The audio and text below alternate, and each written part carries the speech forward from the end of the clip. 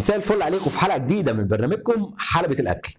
النهارده عندنا بطل جديد اسمه لسه مسمع في السوق بقاله فتره مش كتير، بس قبل ما اقول لكم على البطل ده محتاجين منكم اشتراك في القناه وفعل زر الجرس، ويلا بينا علشان نعرف مين بطل حلقه النهارده.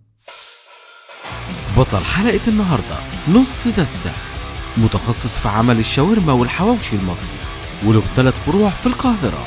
يلا بينا علشان نشوف نص دستة يستاهل حزام حلبة الأكل ولا لا. ورجعنا لكم وعرفنا مين البطل بتاعنا. انا مش ساحرة ولا انت جاي يا عمر افندي؟ نص دستة، وبالمناسبة نص دستة هو بطل جديد لسه بيعرف نفسه لحلبة الأكل، وإن شاء الله قدام هيبقى له منافس وهنخليه يخش منافسة ضد أبطال جامدين جدا في السوق.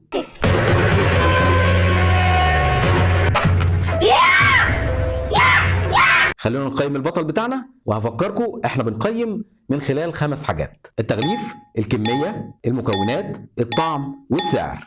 ويلا بينا نبدأ بأول حاجة وهي التغليف. بالنسبة للتغليف فالوجبة بتاعتنا اسمها بوكس الفرحة، ودي عبارة عن 6 سندوتشات موجودين في بوكس كرتون، وكل سندوتش معمول بورق مبطن بالألمونيوم. كذلك عندنا بوكس البطاطس الصغير محطوط في علبة كرتون، وكمان جاي معاهم سلطة الطحينة وعلبة ترشي، الاتنين محطوطين في علب بلاستيك. وبالمناسبة احنا جبنا الاتنين عصير رايب دول لوحدهم خارج العرض علشان نقيمهم. تاني حاجة مكونات بوكس الفرحة، وهي عبارة عن 6 سندوتشات، وده يعتبر المنيو كله بتاع نص دستة، وهي مكونة من سندوتش كايزر شاورمة فراخ، وسندوتش كايزر شاورمة لحم، وحواوشي لحم، وحواوشي فراخ، وحواوشي شاورمة لحم، وحواوشي شاورمة فراخ. وتوفيق العنخ وعلي دندعانه وتوفيق على وليله جامده قوي سعادتك. نبتدي نشوف الكمية بتاعة الوجبة بتاعتنا، والصراحة نص دستة بعتوا الحاجة اللي أنا بحبها جدا. الجلافزات دي بتفرق جدا في إنك تمسك السندوتش وتلغوص كده جواه. نبتدي نشوف حجم وشكل كل سندوتش فيهم. زي ما احنا شايفين ده حجم سندوتش شاورمة اللحم، ومن الداخل المكونات بتاعته في كمية محترمة جدا زي ما احنا شايفين. ولما نشوف حجم سندوتش شاورمة الفراخ ونيجي نفتح هنلاقي برضو الكمية جوه مظبوطة وكمية كبيرة. ولما نشوف رغيف حواوشي اللحم هو حجمه صغير جدا، ولكن لما نبص على الحشوة بتاعته هي برضو محترمة. وبالنسبة لحواوشي الفراخ زي ما احنا شايفين الرغيف برضو حجمه صغير، والحشوة بتاعته من الداخل كبيرة جدا، اعتقد ان هي فراخ مفرومة. برضو لما نشوف رغيف حواوشي شاورمة اللحم، وده عبارة عن شاورما ميكس مع حواوشي اللحم، وزي ما احنا شايفين المكونات واضحة قدامنا والكمية مالية الساندوتش على الآخر. آخر حاجة حواوشي الفراخ وشاورمة الفراخ ميكس مع بعض. لما نفتح الرغيف نلاقيه مليان جدا، نلاقي الشاورما من تحت ونلاقي الحواوشي من فوق. نبتدي ندوق ونشوف طعم كل ساندوتش طعمه ايه، وهنقيمه في النهاية ونشوف هيستحق لقب البطل ولا لا. بطاطساية مقرمشة. نبتدي ندوق أول ساندوتش شاورمة اللحم ونشوف طعمه عامل ايه. نبدأ ندوق ونقول بسم الله. شاورمة اللحم داخل الساندوتش مستوية، والتوابل اللي محطوطة على الشاورما مش كتير ومظبوطة، اللحمة مش بتشد وطعمها معقول جدا ومظبوط جدا. نبتدي ندوقها بالطحينة. كمية اللحمة اللي موجودة داخل الساندوتش كتيرة، والتوابل مش كتير فمش مغطية على طعم اللحم، فانت ضايق طعم اللحم وحاسس بكل قطمة فيه، غير ان اللحمة بتدوب في بقك بمنتهى السهولة. نخش على تالت ساندوتش شاورمة الفراخ الكايزر ونشوف شكله عامل ايه. نبتدي ندوق ونقول بسم الله. بسم الله. يا سيدي حس بيا حس بيك ربنا، جعان ما فطرتش. الكمية الفراخ اللي جواها حلوه، الشاورما مستويه، في تتبيله هنا كويسه، تتبيله بتميز نص دستة. يعني الطعم ده مش هتلاقيه، يعني افتكر ان انا ما دقتوش في طعم شاورمه فراخ في اي محل تاني، انما هنا عاملين تتبيله طعمها حلو قوي في شاورمه الفراخ الكايزر. نخش على السندوتش الثالث حواوشي اللحم. بسم الله. حواوشي اللحم حاطين يا جماعه حشوه حواوشي اللحم كتيره جدا. هو اي نعم حجم الرغيف الحواوشي قليل، ولكن الحشوه ضخمه جدا وعظيمه جدا. ندوق ونقول بسم الله. طعم حواوشي اللحم في نص دستة كميه الحشوه كويسه جدا، ولكن لاحظت ان طعم البرغل موجود كتير جدا داخل الساندوتش. برضه عشان ما نظلموش، هو طبعا الحواوشي يا جماعه بيحتاج حته طحينه علشان تظبط الطعم، في كميه برغل كتيره. نخش على الساندوتش الرابع، حواوشي الفراخ. حواوشي الفراخ انا بلاحظ احيانا يعني ان هو ممكن يكون مش منتشر في مصر زي حواوشي اللحمه. نبتدي ندوق ونقول بسم الله. حواوشي الفراخ لحمه فراخ متبله بالبصل وطعم البصل باين فيها، مديه برضو سن على طعم الفراخ المشويه، ولكن هي افضل من حواوشي اللحم بتاع نص دسته.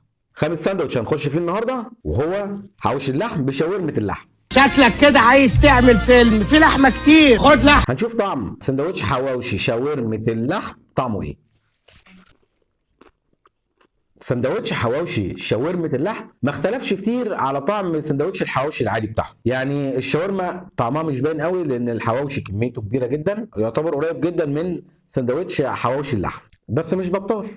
اخر سندوتش معانا وهو سندوتش حواوشي شاورمه الفراخ. كفايه كفايه كفايه.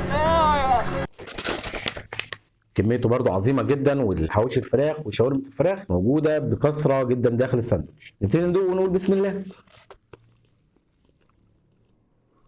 طعم سندوتش حواوشي شاورمه الفراخ ما فرقش كتير جدا عن طعم حواوشي الفراخ، يعني مش حاسس باي ابتكار فيه. طعم الشاورما مع الحواوشي الفراخ مع بعض ما عملوش اي اضافه جديده، يعني حاسس ان انا باكل نفس طعم الساندوتش بتاع الحواوشي الفراخ بس. نفس القصه برضو في حواوشي شاورمه اللحم، ده هو نفس طعم حواوشي اللحم. ومن وجهه نظري ان هم كانوا يعملوا مثلا سندوتش الحواوشي من غير شاورما لوحده، مش محتاج. اخر حاجه حضرتك بتقول ايه؟ اخر حاجه هنقيم طعم الرايب الليمون والمانجا. نبتدي ندوق رايب المانجا ونشوف طعمها عامل ايه.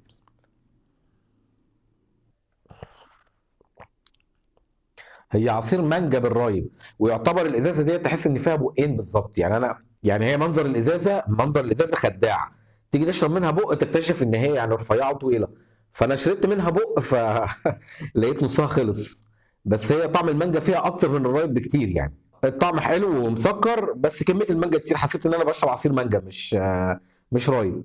اخر حاجه هنشوف رايب الليمون.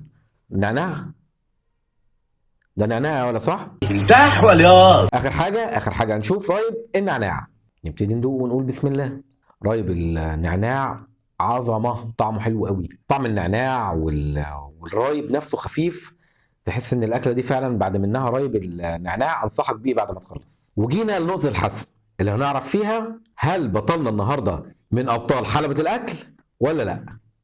اول حاجه التغليف كان في علبه كرتون، وكان السندوتشات محطوطه في تغليف ورق من الكرتون وشكله كويس، واعتقد ان هو حاجه كويسه، علشان كده انا هديله نقطتين. تاني حاجه وهي الكميه في البوكس ايه، اسمه بوكس ايه، انا من جيت من الخال، انا بالنسبه لها انا مش مخل خالص. الكميه كانت في بوكس الفرحه كميه كبيره وعظيمه جدا، فيها 6 سندوتشات مختلفين، وكل سندوتش مليان على اخره، علشان كده انا هديهم نقطتين. تالت حاجه وهي مكونات الوجبه، كل سندوتش من دول فيه المكونات بتاعته، زي اللحم كانت كميته حلوه، والفراخ كانت موجوده بالخلطات بتاعتها، كذلك كان جاي معاها سلطه الطحينه وعلبه مخلل وعلبه بطاطس، ما بخلوش علينا في المكونات، علشان كده انا برضه هديهم نقطتين. رابع حاجه وهي الطعم، وخلينا نكون صراحه، اكتر حاجه عجبتني في الطعم فهي شاورمه اللحم وشاورمه الفراخ، ولكن شاورمه اللحم ينقصها حاجه صغيره جدا، هي التتبيله